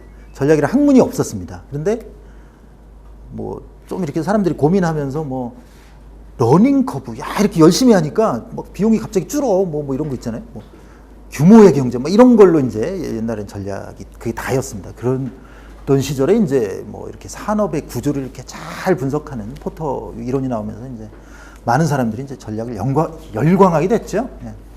예를 들면 구매자의 힘을 어떻게 좀 그러니까 고객의 힘을 어떻게 좀 낮출 것이냐. 이것도 전략이다. 그다음에 그 공급업체의 힘을 어떻게 좀 낮출 것이냐. 그래서 공급업체 한 놈만 더 만들어 놔봐라. 그러면 얘네 가격 업상 딱 떨어져가지고 우리가 훨씬 더 이익을 많이 챙길 수 있다. 뭐 이런 식의 논의들이 이제 요걸로 이제 많이 일어났습니다. 근데 이제 요 이론의 그 단점은 가장 큰 단점은 이제 이 인더스트리의 수익성은 잘 설명하는데 그 인더스트리 내에서도 탁월한 놈도 있고 떨어지는 놈도 있습니다. 요거 차이는 설명 못 합니다. 예를 들면 이제 저도 이제 책을 냈으니까 이제 출판업계하고 이렇게 긴밀하게 이렇게 얘기를 하는데 출판업체는 사실은 인더스트리 모델로 보면 되게 취약한 모델입니다. 무슨 뭐 진입장벽이 아무것도 없잖아요. 다 요즘에 1인 출판사도 만들 수 있습니다. 뭐 진입장벽은 거의 없죠. 뭐 공급업체, 종이 공급업체는 얼마나 셉니까? 사실 다 대기업이죠. 예. 고객들은 뭐 요즘에 뭐 거의 막 어마어마한 정보로 무장하고 있기 때문에 뭐 고객의 파워 세죠. 뭐 경쟁은 뭐 수없이 많이 치열하죠. 근데 같은 출판업계에서도 그래서 이제 출판업계 전체의 인더스트리의 평균 리턴은 낮습니다. 다른 업종보다. 예를 들면 아까 얘기했던 정유업종이나 이런 데보다 낮죠. 거대한 이런 설비를 갖고 있는 진입장벽이 높은 이런 데보다 낮아요. 근데 예를 들면 어떤 업체는 엄청 잘하는 겁니다. 그 중에도. 뭐 세멘파커스, 뭐 제가 이번에 냈던 위즈덤 하우스도 되게 잘하는 회사인데 그런 회사들은 오히려 딴 뭐 저기 아주 좋은 환경에서 영업하는 회사보다 더 수익성이 높은 겁니다. 이제 이런 거는 전혀 설명을 못 합니다. 이제 그런 분야를 설명하기 위해서 이제 기업이 저마다 갖고 있는 뭔가 자원이 다르기 때문에 이제 그래서 그 자원을 어떻게 좀 잘 개발해야 될 것이다. 뭐 이제 이런 논의가 이제 나오는 게 이제 그 자원 기반 이론이 나와서 이제 한때 요게 이제 90년대를 휩쓸었습니다. 쫙 휩쓸었다. 근데 아까 말씀드렸다시피 그래서 이제 그 자원 중에서 가장 핵심이 되는 자원을 잘 이렇게 가져가는 게 좋겠다. 뭐 이런 그 이론이 만들어졌는데 근데 이제 어떤 기업들은 요것 때문에 망하기도 하고요. 또 이제 요 이론에 따르면 기업은 역시 막 정말 세계에 있는 모든 자원들을 이렇게 팍팍 긁어다 모아서 내부화 시켜야 기업이 잘 되겠죠. 요 관점에 따르면. 근데 이제 요 관점에 따라서 정말 열심히 했던 뭐 GM 같은 회사는 쫄딱 망했습니다. 막 공장 자동화 설비를 막 뭐 도요타를 뭐 몇 개를 살 정도의 돈으로 들여서 막 때려 박았고요. 전 세계에 있는 그런 막 수많은 기업들을 다 인수를 했습니다. 그래서 뭐 등치를 엄청나게 키웠는데 망했죠. 잘 안 들어맞는 겁니다. 이제 요즘에 나온 거는 이제 이런 동태적 역량 혹은 뭐 이런 그 릴레이셔널 뷰 이제 이게 뭐냐면 핵심 역량이라도 막 필요 없으면 뭐 버릴 수도 있는 겁니다. 우리가 갖고 있는 막 기가 막힌 핵심 역량. 이제 삼성 같은 회사가 애니콜이라고 하는 브랜드가 얼마나 사실은 한 5조 원짜리입니다. 그 브랜드 가치만 해도. 그리고 막 그 피처폰 시절에 정말 어디에서나 터질 것 같은 그런 강렬한 인상을 주면서 뭐 우리 뇌리 속에 깊숙이 박혀 있었죠. 근데 환경이 바뀌면서 스마트폰이 되니까 고민을 엄청 많이 했습니다. 이거 가져가야 되나 말아야 되나. 근데 버렸습니다. 버려야 됩니다. 스마트폰에는 사실 어울리는 이름이 아니죠. 그 브랜드가. 그러니까 코어 컴피턴스라도 과감하게 버릴 줄 아는 능력, 예. 그런 게 이제 이런 동태적 역량이다. 예. 뭐 이런 겁니다. 그리고 코어 컴피턴스, 우리가 지금 아무것도 없어도 만들어낼 수도 있어야 된다. 실제로 그럴 수 있습니다. 예. 사실 경영이라고 하는 게 뭐 우리나라 뭐 정주영, 이병철 회장이 무슨 뭐 자원이 있어서 뭐 만들어냈습니까? 그런 거 아니죠. 예. 얼마든지 의지, 사람 뭐 이런 게 있으면요 얼마든지 자원을 만들어낼 수 있는 그런 겁니다. 서구의 경영 이론들은 사실은 우리나라 같은 환경을 잘 모르기 때문에, 거기는 이제 자본주의 역사가 되게 오래됐기 때문에 기존에 있는 자원들을 어떻게 좀 잘 배치하고 활용할 것이냐에만 관심을 가졌기 때문에 이제 이런 쪽에 거의 이렇게 막 없는 자원을 갑자기 만들어내야 되고, 근데 이제 우리나라는 뭐 까라면 까고 뭐 이런 문화가 되게 좀 강해서 경영자가 한번 이렇게 딱 하면 뭐 어떻게 해서라도 만들어내는 이런 문화, 뭐 굉장히 저는 핵심 경쟁력이라고 생각을 합니다. 사고에 제한이 없는 거죠. 예. 뭔가 목표를 정하면 이런 역량들이 훨씬 더 강조가 되고 있습니다. 그다음에 이제 또 하나는 릴레이션을 봅니다. 우리가 다 가질 필요가 없습니다. 이제 다른 자원을 갖고 있는 기업들을 잘 찾아서 서로 가치를 애드할 수 있는 그런 제안, 아이디어들을 갖고 있으면 얼마든지 경쟁력을 가질 수가 있습니다.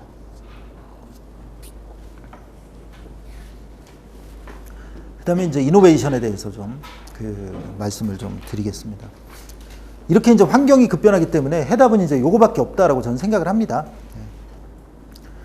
지금 해오던 일을 잘 하는 것은 이제 더 이상 성공을 보장해주지 못합니다.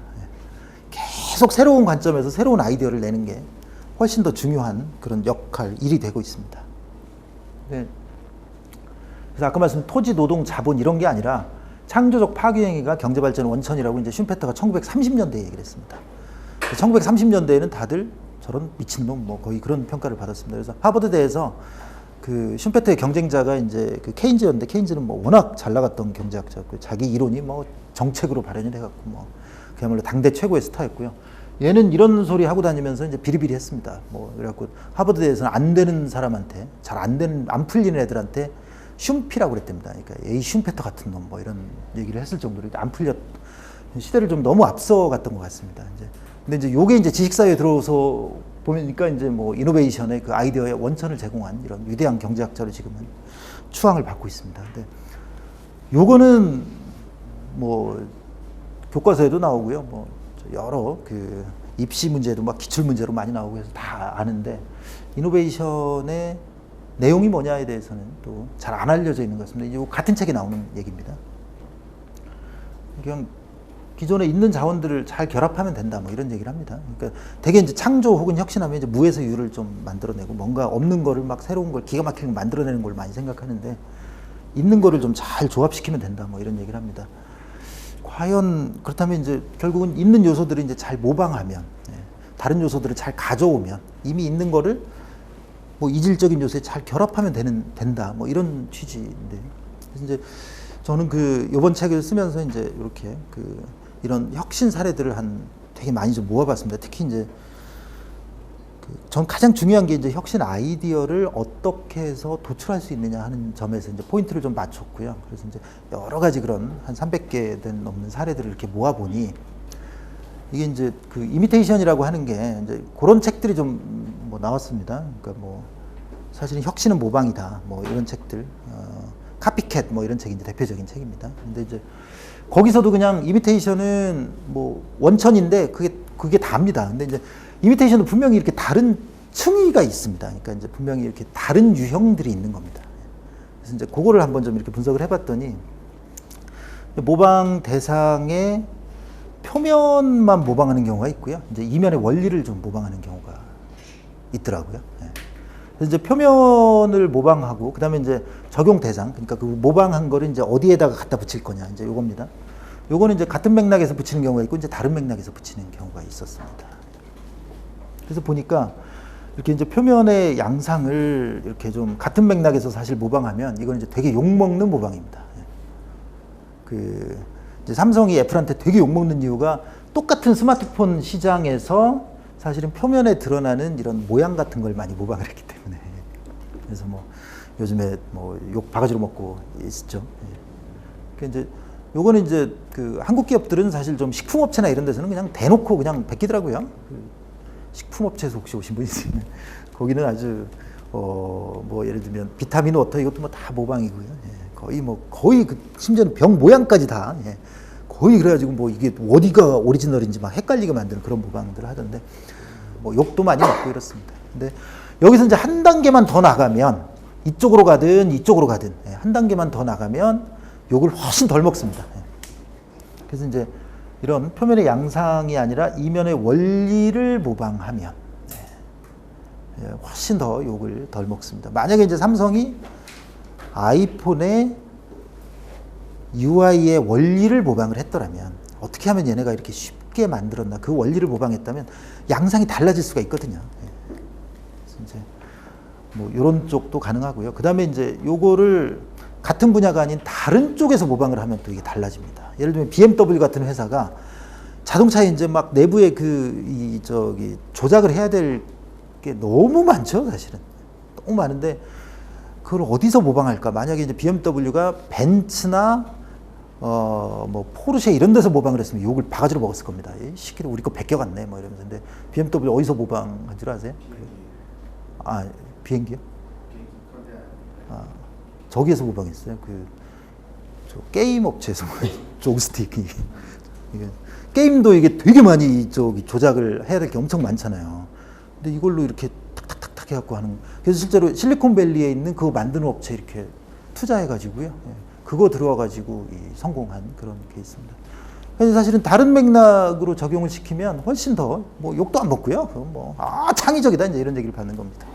이제 이쪽으로 가면 갈수록 이제 원리를 파고들수록 쟤네가 성공한 그 원리가 뭘까? 예를 들면 자동차예요. BMW 디자인을 모방해서 이렇게 그 라디에이터 구리를 두 개로 쪼갰다 이러면 이제 완전 짝퉁이 되는 거죠. 근데 BMW가 한 디자인 경영의 원리를 모방하면 아무 문제가 없습니다. 실제로 BMW가 예를 들면 굉장히 훌륭한 디자이너를 갖다 놓고 얘한테 전권을 줬다. 그리고 의사결정 과정에서 디자인에 반드시 승인을 받도록 했다. 그리고 의사결정의 하이어라키에서 디자인을 높게 뒀다. 뭐 이런 게 이제 디자인 경영의 원리죠. 그죠? 요거를 모방해서 잘 도입하면 욕 하나도 안 먹는 겁니다. 예. 그리고 이제 인더스트리가 달라지면요. 아무도 모릅니다. 예. 심지어는 그 모방 당한 사람도 모릅니다. 허먼 밀러 뭐 이런 의자 만드는 회사, 그 의자업계 애플입니다. 예. 정말 편안한 의자를 만들었는데 그거 어디서 모방한 줄 아세요? 인체 중에 가장 좀 힘든 데가 어디죠? 발이죠. 예. 신발 업체에서 모방했습니다. 신발 기술. 신발은 정말로 사람 발을 편안하게 만들어주는 걸로 죽도록 열심히 노력을 한 회사죠. 거기에서 기술을 가져왔습니다. 요 네일 아트 기술은 다 어디서 온 줄 아세요? 네일 아트의 모든 혁신은 다 딱딱한 인체 부위. 예. 치과 기술에서 왔습니다. 예. 그러니까 다른 맥락에서 모방을 하니까 아무런 욕도 안 먹고요. 너는 혁신적이다. 뭐 이렇게 되는 겁니다. 예. 그러니까 사실은 모방이 이렇게 다른 충의들을 갖고 있는 겁니다. 그래서 원리 쪽으로 가든 다른 맥락으로 가든 혹은 두 가지 다 가는 게 이제 저는 창조적 모방이라고 해서 가장 수준이 높은 모방이다 이렇게 얘기를 합니다. 이런 모방을 하면요, 요 모방의 대상이 됐던 사람들도 자기가 모방을 당했는지도 잘 모릅니다. 그래서 이런 게 가장 그 위대한 모방으로 저는 생각을 하고요. 그래서 이제 과연 진짜로 인류의 역사를 바꾼 위대한 혁신들이 과연 이런 창조적 모방을 했느냐 한번 봤습니다. 이게 이제 구텐베르크가 만든 지난 1000년간 인류 역사를 바꾼 최고의 이벤트, 구텐베르크의 인쇄 기술입니다. 이제 그 성서가 이제 과거에는 아주 특권층만 볼 수 있었는데 요 기술이 나오면서 성서가 이제 일반인들한테 쫙 보급이 된 겁니다. 그러면서 성서에 대한 다양한 해석이 촉발이 됐고요. 또 요 기술이 나오면서 이제 우리 그 교황께서도 이렇게 면죄부를 막 찍어내서 이제 돈을 벌으셨고요. 그다음에 그거에 반대하는 그 종교개혁도 이제 그 종교개혁 선언문도 요거를 통해서 이제 쫙 퍼졌습니다. 이제 역사를 바꿨습니다. 근데 흥미로운 건요. 우리나라가 이 금속활자는 고려시대 때 이제 직지심경이 더 먼저 앞섰습니다. 근데 왜 여기서는 역사를 바꿨고요. 고려시대의 그 직지심경 그 금속활자는 왜 우리나라 역사도 못 바꿨죠? 우리한테 딱 준 건 하나 있습니다. 뭐 우리 민족의 자긍심을 높여줬다는 거 이외에 사실상 역사에 파급력 없었습니다. 이게 이제 무슨 차이였냐면 여기 활자를 만드는 거는 그 당시에도 별로 그렇게 탁월한 기술이 아니었답니다. 뭐 그냥 이미 주화 뭐 이런 거 다 인쇄하는 기술이 있었기 때문에 금속 활자 만드는 것 자체는 그렇게 사실은 어마어마하게 뭐 위대한 기술은 아니었다고 합니다. 근데 이제 우리나라 직지심경 금속 활자하고 여기하고 차이가 뭐였냐면 우리나라는 이렇게 금속 활자를 만들어 놓고요. 이렇게 종이로 올리고 이렇게 탁탁탁탁 찍어서 이렇게 했습니다. 지금도 이제 그 어디 저 어린이 박물관 이런 데 가시면 이제 그런 거 이렇게 보실 수 있습니다. 이렇게 찍어 가지고 이렇게 인쇄를 한 겁니다. 솜방망이 같은 걸로 두드려서. 얘네는 요게 있었습니다.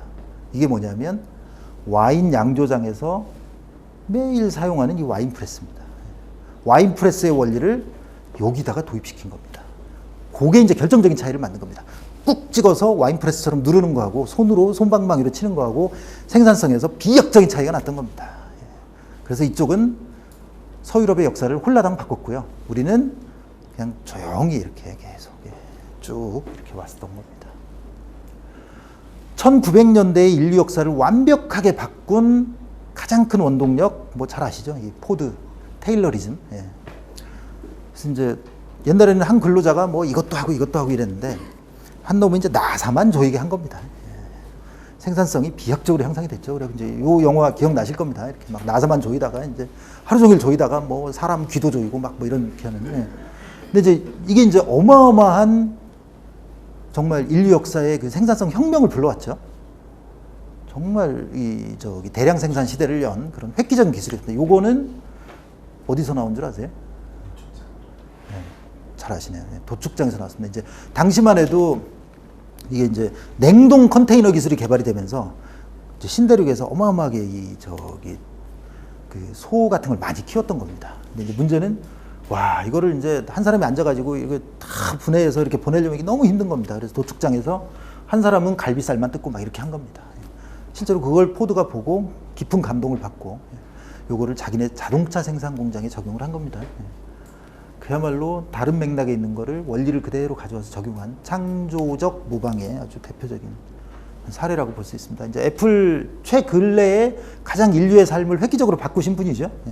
원래 근데 이제 가장 그 비즈니스 모델 측면에서 보면 개방형 비즈니스 모델로 성공한 그런 대표적인 사례입니다. 여기 보면 지네가 만든 건 거의 없습니다. 이제 다 뭐 삼성 부품부터 해가지고 뭐 삼성 대만 일본 그다음에 이제 뭐 조립은 저 중국의 폭스콘 뭐 이렇게 하죠. 얘네가 한 거 이제 UI 컨셉 뭐 디자인 뭐 이런 거고요. 심지어는 뭐 여기 안에 들어가는 애플리케이션 누구나 다 저도 만들어서 올릴 수 있게 해놨습니다. 이제 그야말로 개방형 오픈 비즈니스 모델의 뭐 성공의 뭐 대표적인 그런 사례입니다. 근데 잡스가 원래 이렇게 개방적인 사람은 절대 아니었습니다. 애플 제품 써보신 분 아시지만 정말로 극도로 폐쇄적인 제품입니다. 뭐 선 하나 다른 데하고 호환 안 됩니다. 뭐 꽂는 꼬다리 하나 이런 거 안 되는 그런 아주 극도로 이렇게 저기 한 사람이었는데 영화판에서의 경험이 결정적인 기여를 했다고 합니다. 영화사는 이렇게 막 자기 내부에 뭘 가져가는 거 없습니다. 뭐 요거보다 사무실 작습니다. 그래서 몇 사람 앉아가지고 뭐 딱 프로젝트가 시작이 되면 뭐 조명, 촬영 뭐 다 이렇게 구름처럼 몰려들죠. 밥차까지 이렇게 쫙. 이제 프로젝트 끝나면 쫙 사라지죠. 그 완전히 개방적인 비즈니스 모델을 또 이식한 이런 사례가 되고 있습니다. 이제 과연 그럴까? 이게 이제 슈퍼마켓입니다. 요거 은행입니다. 요 두 개를 결합한 면 메릴 린치라는 회사가 나왔습니다. 이게 이제 1930년, 그러니까 굉장히 오래전 얘기인데요. 그래서 메릴 린치가 창업하게 된 아이디어입니다. 사람들이 식료품점에 가서 예를 들어 음료수 사러 왔다가 과자도 사고, 그죠? 뭐 세제도 사고 이럽니다. 충동구매 반드시 합니다. 왜 은행에서는 한 상품만 팔까? 여기 와서 해증도 하고 증권도 하고 보험도 하면 될 텐데 이런 문제의식에서 그 비즈니스 모델을 만든 게 이제 메릴 린치 모델입니다. 실제로 다른 맥락에 있는 그죠? 전혀 은행과 상관없는 다른 맥락에 있는 원리를 갖다가 가져오니까 이렇게 강력한 파워풀한 게 일어납니다. 요거 이제 무말랭이 뭐 이런 집에서 흔히 볼 수 있는 뭐 이거는 뭐 헤어드라이. 요거 두 개 결합하면 뭐가 나올까요? 무슨 건조기가 나올까요? 예, 음식물 쓰레기 건조기가 이건 이제 제가 한 게 아니고요. 요거 실제로 루펜이라고 하는 회사의 그 분이 실제로 아이디어를 떠올린 과정입니다. 그냥 평범한 주부였는데 어느 날 이렇게 요걸 보면서 아 음식물 처리하는 게 뭐 되게 좀 힘들잖아요. 이렇게 말리면 되겠네 이런 아이디어를 한 겁니다. 근데 이제 말리면 되겠네에서부터 여기까지 가기는 좀 되게 힘들었습니다. 이제 어떻게 말릴까를 고민하다가 몇 개월 동안 고민했는데 별로 답이 안 나왔는데 이렇게 드라이 하다가 이렇게 말리면 되겠네 드라이처럼 이렇게 실제로 열풍 건조라고 하는 방식을 이제 최초로 도입한 그런 음식물 처리기입니다. 뭐 완벽한 크리에이티브 이미테이션 사례입니다. 이제 서로 다른 분야에 있는 것들을 원리를 잘 결합시킨 이런 사례입니다. 폭포 다리 뭐 잘 아시죠? 반포대교입니다. 저는 뭐 이거에 대한 정치적인 거 이런 건 관심이 없고요. 혁신이라고 하는 건 이렇게 전혀 상관없는 것들 이렇게 잘 결합시키면 혁신이 나온다는 그런 사례를 보여드리기 위해서. 그래서 사실 해답은 굉장히 가까운 곳에 있습니다. 우리가 알고 있는 사물, 행동 뭐 이런 우리가 보는 모든 게 이제 사실은 혁신의 원천이고요. 그다음에 이제 이질적인 요소를 결합하는 게 이제 핵심입니다. 순수한 거는 되게 독성이 강합니다. 그래서 수소도 순수한 상태의 수소는 빵 터집니다. 굉장히 위험한 물질입니다. 순수한 물질의 산소도 불 한 번 붙이면 빵빵 터지는.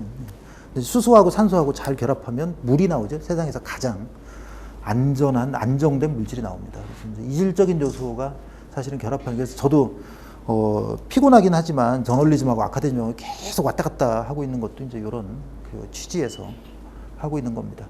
그 다음에 이제 가급적이면 겉모양이 아닌 그런 원리를 모방하는 게. 그래서 위대한 예술가는 모방하고, 훌륭한 예술가는 모방하고 위대한 예술가는 훔친다 이런 얘기입니다. 이 원리를 모방하면 훔치는 걸 당한 사람, 그러니까 뭔가 도둑맞은 사람은 자기가 뭘 도둑맞은지 잘 모릅니다. 이제 혁신 사례들을 보면 패밀리 드리븐 이노베이션을 제가 그냥 만든 말입니다. 이제 가족들 때문에 혁신한 사례가 되게 많이 나옵니다.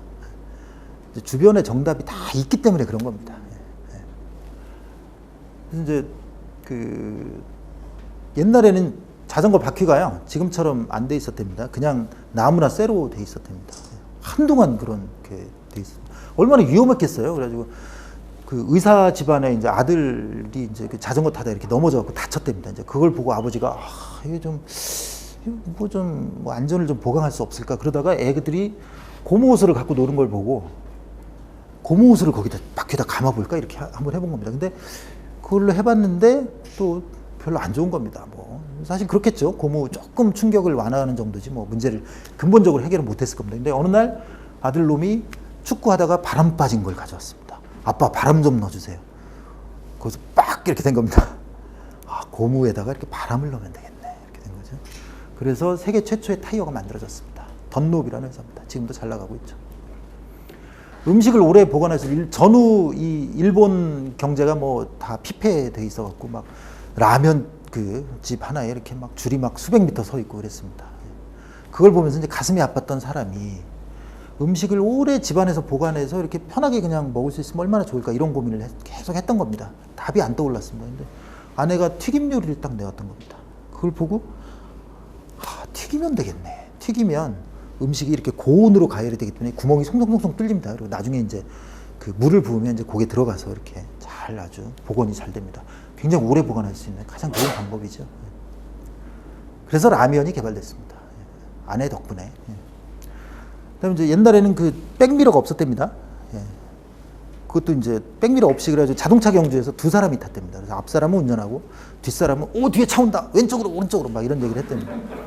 너무 경주에서 이기고 싶은 사람이 있었습니다. 나 정말 이거 이겨서 내 자식들 돈벌이 해줘야 되는데. 그래가지고 고민하다가 어떻게 하면 이길 수 있을까. 저 뒤에 놈 저놈 없애면 될 것 같은데. 아내가 거울을 쓰는 걸 보고 화장하는 걸 보고 거울을 달면 되겠네 이렇게 된 겁니다. 그래서 처음으로 백미러가 나왔습니다. 혁신이라는. 그렇다고 해서 이제 혁신해야 된다고 가족들 뭐 갈고봐야 아무 소용 없습니다. 본인이 이 원리를 파악하고 절박하게 고민하고 뭐 이래야 됩니다. 하나 간단한 퀴즈 하나 드릴게요. 이거 이제 그 해답이 아주 가까운 곳에 있다는 거 아까 말씀드렸죠. 정말 가까운 곳에 다 있습니다. 이런 제품 쓰시다 보면 이제 저는 그런 문제가 있더라고요. 요거하고 이렇게 쓰는 양이 틀려서 결국 한동안 저기 로션만 씁니다. 이거 뭐 버릴 수도 없고 아깝고 그래가지고 이런 문제를 근본적으로 해결할 수 없을까? 그래서 이제 이런 제품이 나왔습니다. 이제 스킨을 더 키우고요, 로션을 더 줄였습니다. 이런 제품도 써봤습니다. 이것도 써보고 그랬는데 이것도 결국은 이쪽이 남든 이쪽이 남든 또 남더라고요. 이 문제를 좀 깔끔하게 해결할 수 있는 방법 없을까요? 이런 제품이 나왔더라고요, 실제로. 그러니까 뭐냐면 이게 스킨인데 점성을 넣어버린 겁니다. 그죠? 그러면 굉장히 많은 문제가 해결이 됩니다.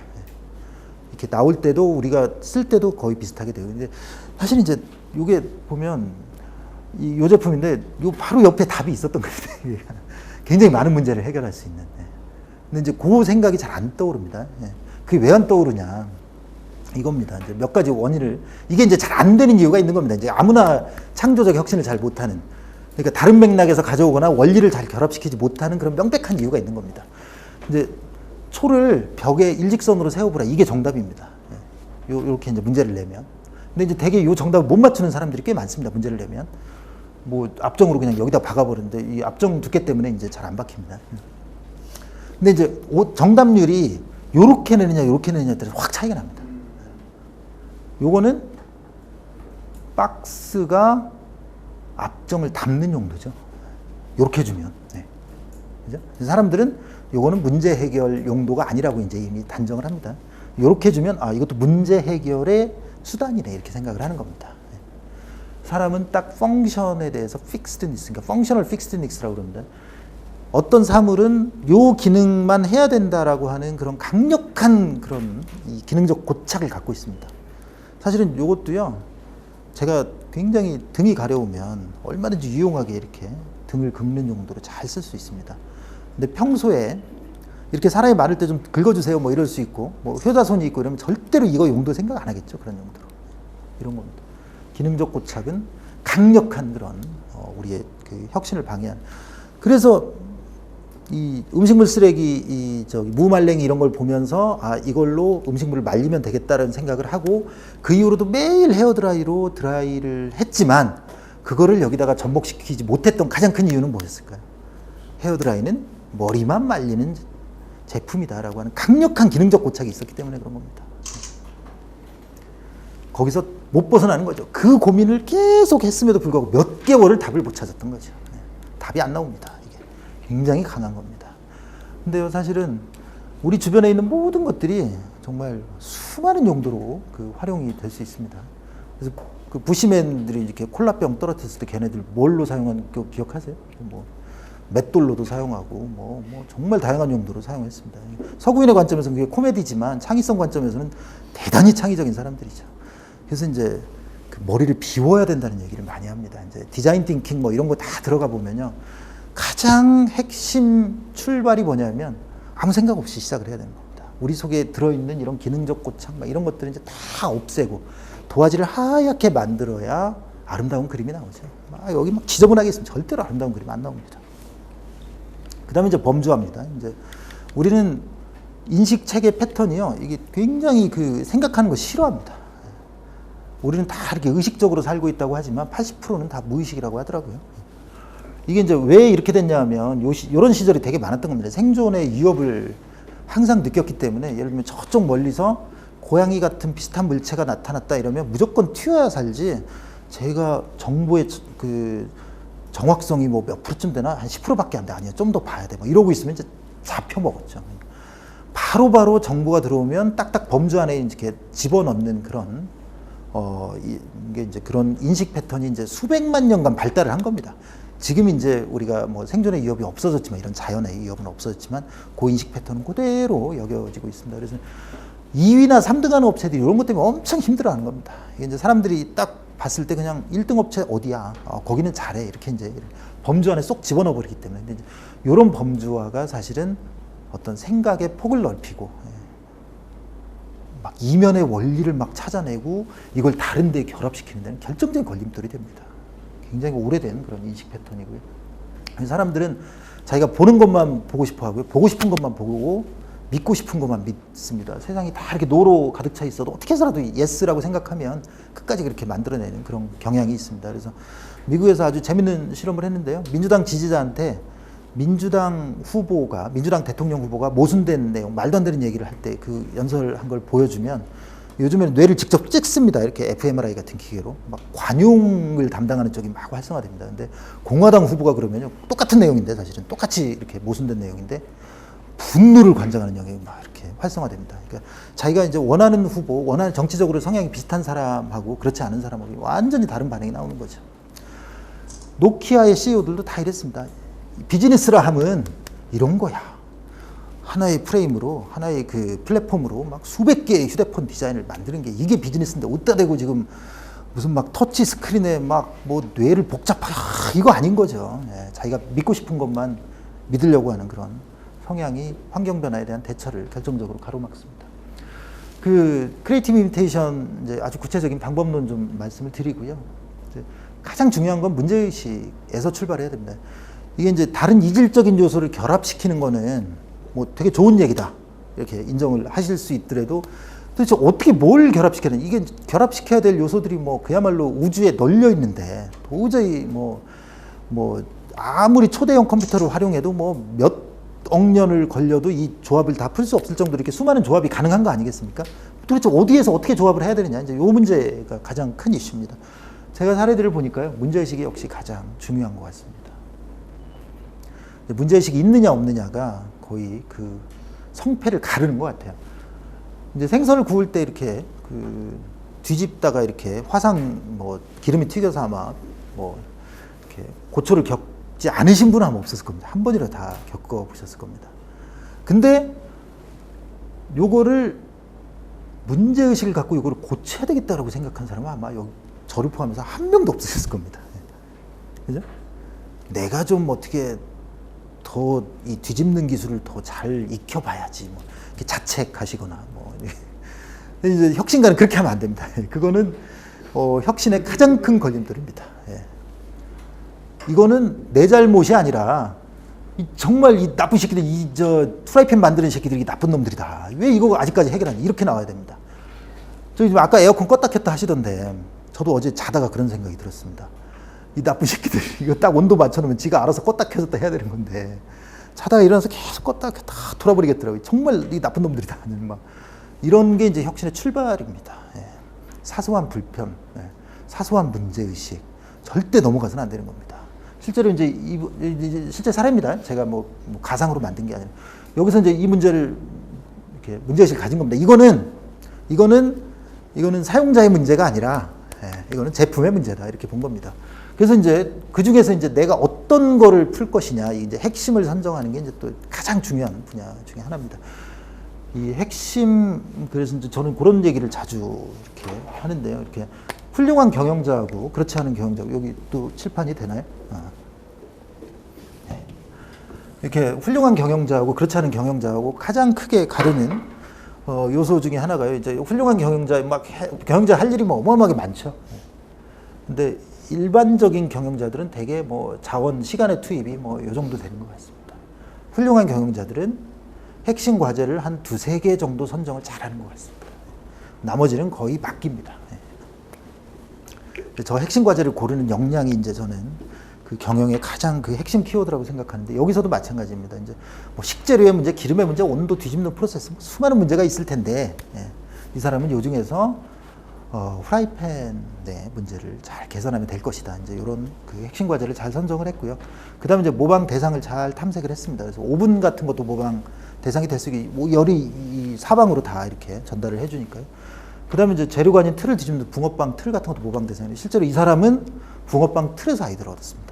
붕어빵처럼 이렇게 프라이팬을 양면으로 만들면 되겠네. 그 다음에 이제 조합 방법을 결정합니다. 그래서 이제 요 중에서는 붕어빵 틀이 더 바람직하다. 그리고 이제 실행합니다. 근데 실행 과정에서는 여러 가지 문제가 있습니다. 사실 이렇게 외부의 아이디어를 가져왔을 때요. 외부의 원리를 가져오면 이런 과정에서 분명히 현실에 문제가 생깁니다. 여기서도 이렇게 뒤집을 때요. 이게 기름 같은 게 이렇게 그냥 이렇게 뭐 붕어빵처럼 틀처럼 이렇게 대충 만들면 기름이 셀 수가 있습니다. 그래서 이제 그것도 이제 고온에서 이렇게 특히나 그 기름 튀기는 건 되게 고온이잖아요. 거기에서 변형되지 않도록 하는 그 실리콘을 찾아야 되는 그런 과제가 있었습니다. 열심히 찾으면 그때 나옵니다. 다우코닝사에서 그거 납품받아서 이제 제품을 개발을 했고요. 해피코리나에서 50억 하다가 요거 개발해서 1000억 됐습니다. 매출. 그래서 문제의식이 너무너무 중요합니다. 위대한 혁신은 치밀한 조사와 기획의 결과가 아닙니다. 되게 이제 경영학에서는 막 치밀하게 조사하고 시장조사 빡세게 하고 막 정말 논리적으로 이성적으로 다 전략 잘 짜면 막 금방 그 기가 막힌 전략이 나올 거라고 얘기를 하지만 이베이 같은 회사 어떻게 창업한 줄 아세요? 그 여자친구가 이 페즈라고 하는 그 사탕통, 캔디통 모으는데 이게 너무 이거 모으기 힘들다. 보통 사람들은 야, 네가 희한한 취미를 갖고 있어서 그래. 취미 바꿔 이랬을 텐데 문제의식을 가진 거죠. 아, 이거를 해결할 수 있는 뭔가 구조적인 방법이 있을 것이다. 그런 문제의식 하에서 이게 이제 사실 오프라인에 이렇게 흩어져 있으면 방법이 없잖아요. 근데 이제 온라인으로 모으면 저쪽 멀리 있는 사람도 온라인으로 올릴 수 있고, 이게 되겠네. 이렇게 해서 이제 만들어진 게 이베이 같은 회사입니다. 넷플릭스 같은 회사도 누구든지 아마 여기 계신 분들 다 옛날에 비디오 한번 빌렸다가 연체료 내보신 적이 있을 겁니다. 얘는 이제 그거에서 열받은 겁니다. 아니, 내 돈 내고 내가 빌렸는데, 예를 들면 헬스장 있잖아요. 헬스장 갈 때는 내가 돈 내고 한 번 가든 30번 가든 누가 아무 터치 안 하잖아요. 왜 비디오는 그런 모델이 없는 거야? 짜증나게. 이렇게 된 겁니다. 그래서 일정한 금액을 내고 하나 빌려서 한 달 내내 갖고 있든 그걸 계속 이렇게 돌려보면서 뭐 10개 보든 20개 보든 이렇게 가능한 모델을 만들어서 대박을 친 회사입니다. 경쟁자였던 전통적인 모델을 하고 있던 블록버스터는 파산했습니다. 그냥 치밀한 조사, 뭐 시장 조사 이런 게 아닙니다. 이게 현실입니다. 포시스 호텔 같은 회사 이제 뭐 호텔업계 애플입니다. 모든 호텔의 혁신은 다 여기서 나왔습니다. 한번 저도 자보고 싶은데 워낙 비싸서. 근데 이 창업한 동기가요. 신혼여행을 갔는데 굉장히 오래전 얘기입니다. 신혼여행을 갔는데 이렇게 자는데 이렇게 막 푸스럭푸스럭 소리가 들리는 겁니다. 꽤 아주 비싸고 잘 나가는 호텔이었는데 화장실을 공용으로 쓰고 있던 겁니다. 옆방하고. 열받은 겁니다. 이따위 호텔도 장사가 되는데 내가 만들면 훨씬 더 잘 되겠다. 사실은 호텔업자가 아니었고 뭐 그냥 건설업자였습니다. 그냥 건물 지어주는 사람이었는데 내가 만들어야 되겠다. 이런 문제의식 갖고 출발한 게 이 호텔이 됐습니다. 10이란 뭐 조사하고 뭐 이게 사실 MBA 과정 막 이렇게 보시면 막 뭐 정말 이 틀에 딱 맞춰서 이렇게 하면 뻥 하고 아름다운 게 나올 것 같지만 현실은 안 그렇습니다. 훨씬 더 이게 중요합니다. 이게 이제 그 생활용품 업계, 가전 생활용품 업계 이제 애플이죠. 다이슨이라는 회사가 창업하게 된 계기입니다. 이 외발술에 끌고 다니시다가 아마 이렇게 비틀비틀을 해보신 경험 아마 남자분들이 있으실 겁니다. 대개 이건 내가 운전 실력이 부족해서 그래. 내가 이제 열심히 연마해서 더 잘해야지. 이렇게 생각하면 이제 일반인이고요. 네. 이거는 요 기계의 문제야. 이거 어떻게 하면 고칠 수 있을까? 이게 이제 혁신가를 가르는 아주 작은 차이지만 어마어마한 차이입니다. 봤더니 요 공처럼 요걸 만들면 되겠네. 요거 하나입니다. 공 뭐 우리 주변에 널려 있잖아요. 그죠? 요거 만들어 갖고 대박 쳤습니다. 가격은 훨씬 더 비쌌지만 요게 이제 다이슨을 만든 모태가 됐습니다. 나중에 이제 뭐 선풍기의 날개도 없애고 뭐 진공청소기 먼지 봉투도 없애고 뭐 난리를 치는 회사가 됐죠. 문제의식입니다. 왜 인류가 달나라에도 가는데 휠체어 탄 사람은 30cm 벽도 이것도 못 올라갈까? 이런 식의 문제의식을 가지는 겁니다. 그래서 이 사람은 이제 이런 문제의식을 갖고 있다가 이렇게 목욕탕에서 나오면서 미끈덕한 겁니다. 이게 물에 미끄러졌는데 그때 인체는 순식간에 이렇게 이동하면서 균형점을 딱 잡죠. 다리를 올리고 그다음에 이렇게 하면서 이거네 이거 이동하면서 이거 저기 나중에 한번 찾아보시면요. 기가 막히게 계단도 잘 올라갑니다. 얼마든지 이런 그 문제의식만 갖고 있으면 가능합니다. 오토바이에 이렇게 뭐 여러 사람들이 타서 이렇게 달려가는 인도의 아주 일상적인 모습에서 유일하게 라틴타타는 저 오토바이의 가치 요소하고 자동차의 가치 요소를 결합시키면 좋은 게 만들어질 수 있겠는데 해서 만든 이런 나노 같은 자동차를 만드는 원동력이 됐습니다. 문제의식이 모든 거의 출발점이고요. 그 다음에는 이제 핵심 과제 선정입니다. 아까 말씀드렸듯이 저렇게 핵심 과제를 잘 저게는 근데 조직의 상황에 따라서 다르고요. 레벨에 따라서 다릅니다. 자기가 이제 중간 관리자냐, 임원이 되느냐, CEO가 되느냐. 그래서 중간 관리자 때 되게 잘 나가다가 임원이 돼서 고꾸라진 사례는 다 저렇게 핵심 과제를 과거에 선정했던 방식 그대로 하다가 임원이 돼서 망가지고요. 또 임원이 돼서 또 잘 나가다가 CEO 돼서 망가지는 경우도 이제 다 저거 잘못해서 그런 겁니다. 완전히 다 사실은 그 환경 변화에 맞게 이제 잘 선정을 해야 되는데 이게 좀 아주 흥미로운 사례입니다. 가전 제품 대리점에서 이제 냉장고, 에어컨, 세탁기, 밥솥 막 수많은 제품들을 팔잖아요. 그죠? 근데 이렇게 그 대리점장으로 갔던 어떤 사람이 쭉 보다가 뭔가 이렇게 애들도 열심히 하고 뭐 정말 친절하고 뭐 하는데 이렇게 성과는 뭐 비리비리한 겁니다. 뭐가 문제일까? 이걸 엄청 고민을 했습니다. 차별화된 핵심 과제를 선정하는 게 아주 핵심인데요.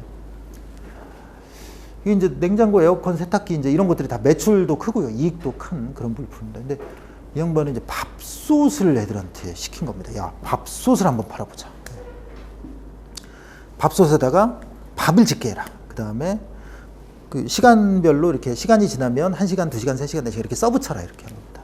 사람들한테 먹여봐라. 밥. 희한하게 이제 그렇게 밥솥의 판촉을 집중한 다음부터 실적이 확 좋아졌습니다. 뭐 전국 뭐 거의 한 2등 뭐 이 정도까지 올라갔다고 하더라고요. 이게 이제 리더가 이렇게 차별화된 저런 핵심 과제를 잘 선정하는 것이 너무너무 중요하다 이런 걸 보여주는 사례인데요. 이 양반의 통찰은 이런 거였습니다. 냉장고, 에어컨, 세탁기 다 좋은데 거기 와서 그 제품이 좋은지 체험할 수 있는 건 아무것도 없습니다. 냉장고 음식 넣어서 이게 얼마나 시원하게 잘 보관되는지 체험할 수 있나요? 안 되는 거죠.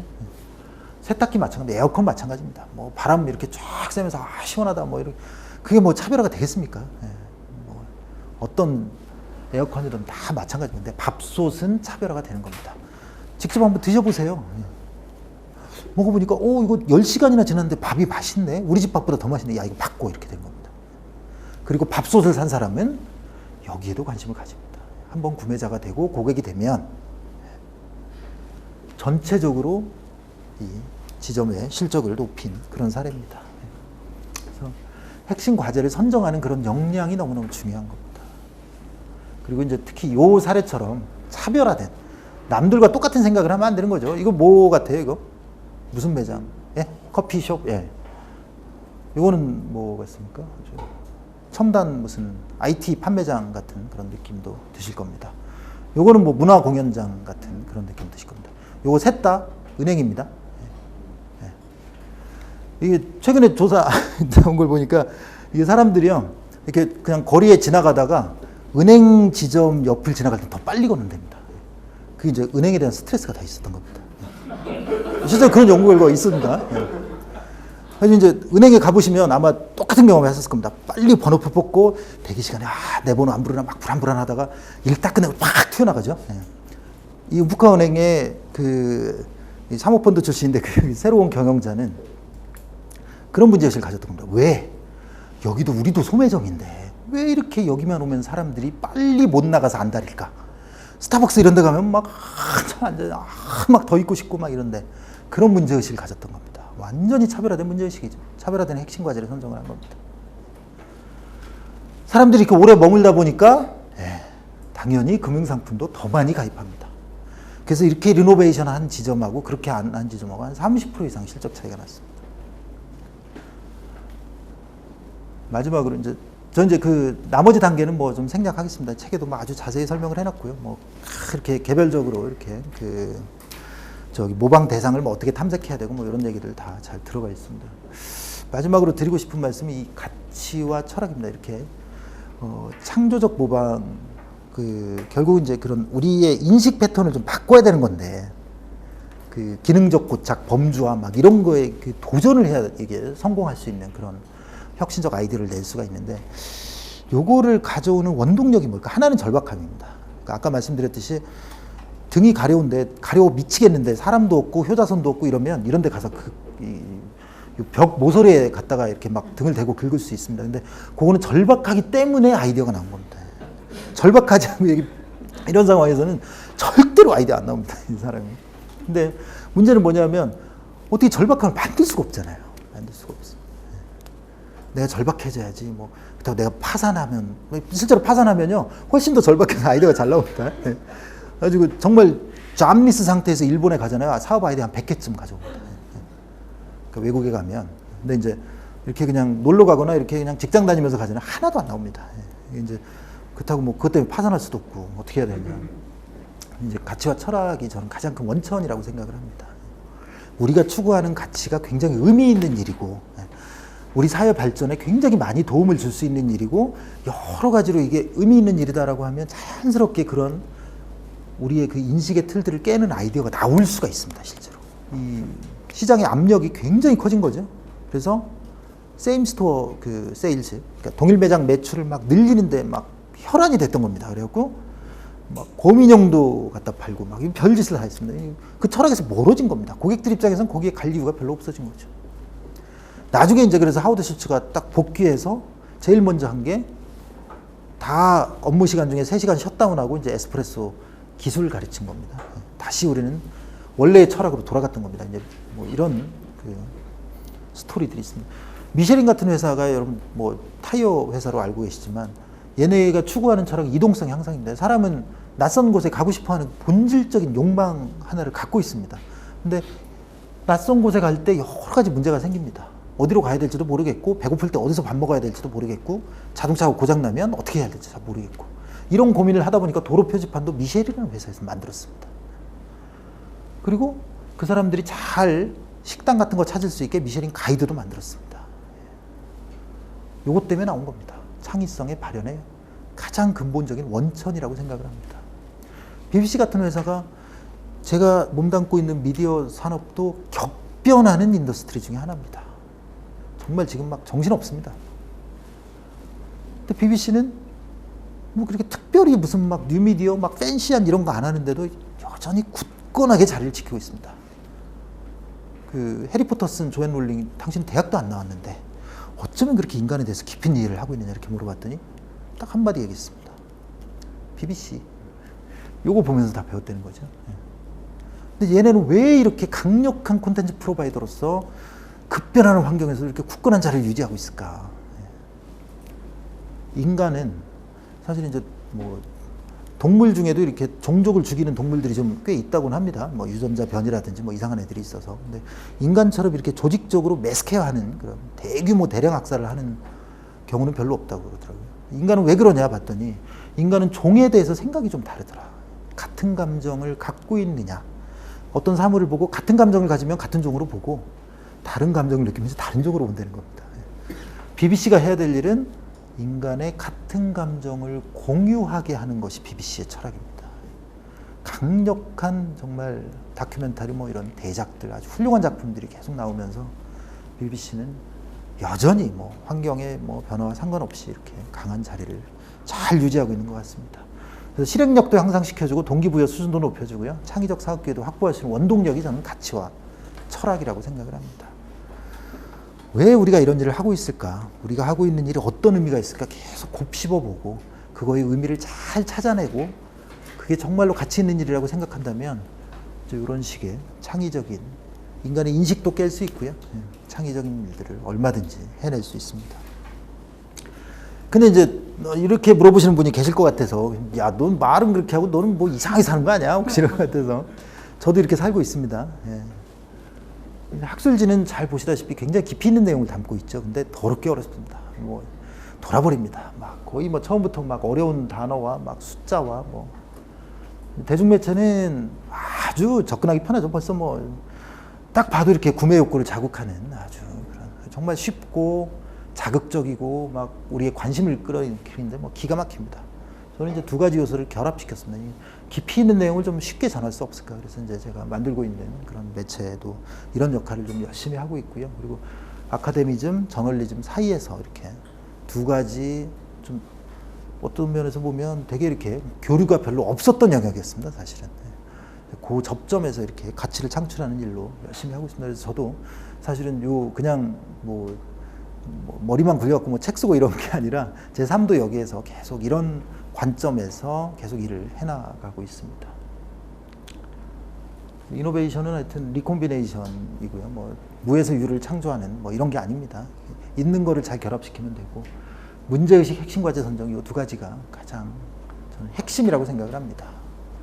그리고 원리를 잘 조합하면 그래서 결국은 모방을 잘해서 원리를 잘 조합하면 굉장히 훌륭한 혁신적 아이디어가 나올 수 있다. 여기까지 말씀을 드리고요. 이렇게 정말 토요일 정말 이 황금 같은 시간대에 오신 여러분들께 경의를 표하면서 강의를 마치겠습니다. 감사합니다.